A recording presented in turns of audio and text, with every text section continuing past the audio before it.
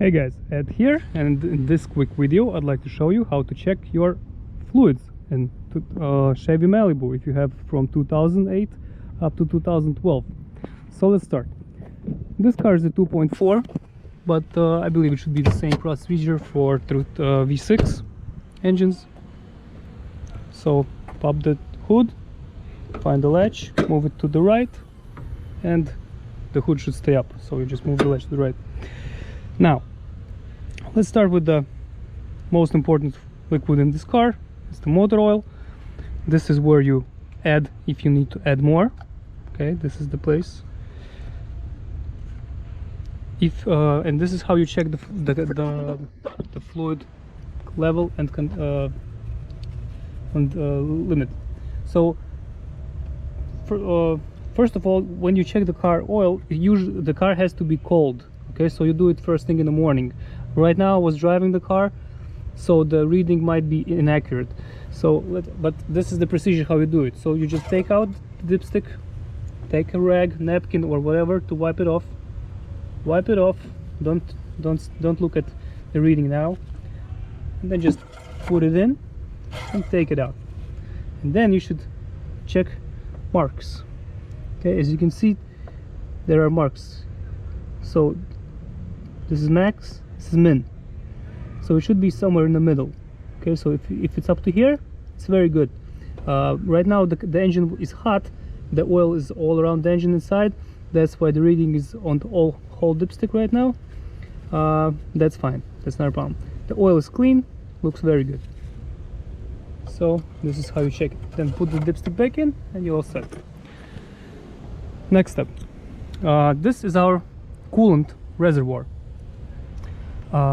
So if we are low on coolant, again, make sure you don't open this cap if the car was working, because this thing is under pressure. If you open it, you might get boiling antifreeze in your face and get some traumas, hurt yourself. So be careful, don't do that.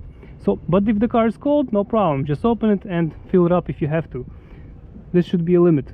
Okay, this notch here is the limit. But again, if you have coolant a little bit more than you over the line, it's okay. It's nothing to worry about. So you should always use antifreeze as a coolant. And but in some extreme situations, if you don't have antifreeze but you need to add something, you might add water. But that's you can add water just to go to mechanic and make sure they will flush it and change it for antifreeze or coolant. So next thing, this is the brake reservoir. Again, we have max and min readings. This thing you can open anytime. Check if you have it, you're good. The thing is, this thing doesn't evaporate, so you have to make sure if you're leaking. If you're missing some, it means you're leaking somewhere, because this thing doesn't evaporate, as I said. Most likely, if you're leaking brake fluid, it's the calipers. That's the first thing I would check. Well, give it to your mechanic, let him check it. Next thing, now note, this car doesn't have a transmission dipstick.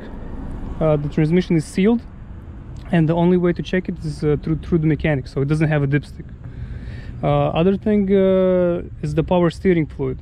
It doesn't have a power steering fluid. This thing has electrical power steering pump. Okay, so that's something to note. So you can't just add fluid. Yep. Next thing is the coolant. This is the, I believe, low pressure or the high pressure, and this is the low pressure. For some reason this car is missing caps. This is low, this is high. As you can see, high is a little bit wider than the low pressure.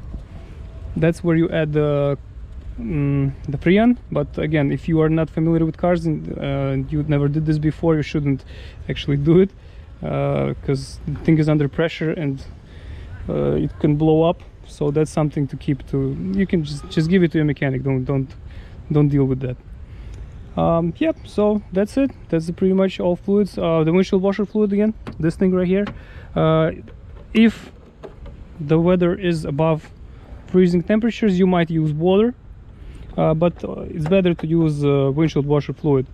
If and get the one which says, for example, if it's where you live, it's 0 Fahrenheit, it happens, then you should get the one with 0 Fahrenheit, because the windshield washer fluid also, it goes, for example, minus 10 degree or minus 20 degree.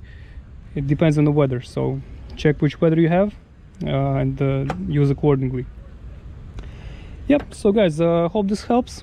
This is pretty much all you should know about the fluids, and well, maintenance and everything and types of fluids should be in your manual. Also, you can always call your dealer and ask them which fluids it's better to use.